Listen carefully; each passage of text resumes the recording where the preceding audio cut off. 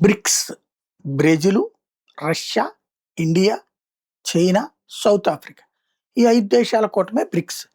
ఈ బ్రిక్స్‌లో ఆ తర్వాత ఇంకో 9 దేశాల దాకా సభ్యత్వం, ఇంకొక 11 దేశాల దాకా అడుగుతున్నాయి. ఓవరాల్‌గా 40, 50 దేశాలతో దీన్ని ఒక మినీ నాటోగా తయారు చేయాలని చైనా అనుకుంటోంది.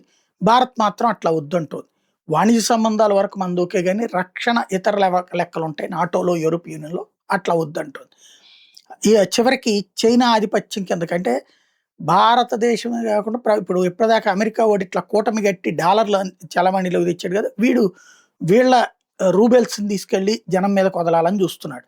అలా కాదనుకుంటే యూనిట్స్ పేరుతో కొత్త కరెన్సీని సృష్టించాలని చైనా జూస్తుంటే భారతదేశం అడ్డుకుంటుంది. ఇప్పుడు చైనా తాజాగా భారతదేశానికి పరోక్ష వార్నింగ్ ఇస్తుందనమాట.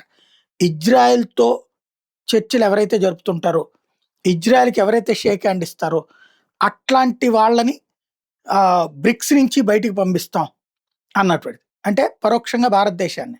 ఇప్పుడు ఈ ఉద్రిక్త వాతావరణం సందర్భంలో ఇరాన్ చైనాకి మిత్రపక్షం. మనకి ఇరాను, ఇజ్రాయెల్ ఇద్దరు మిత్రపక్షమే.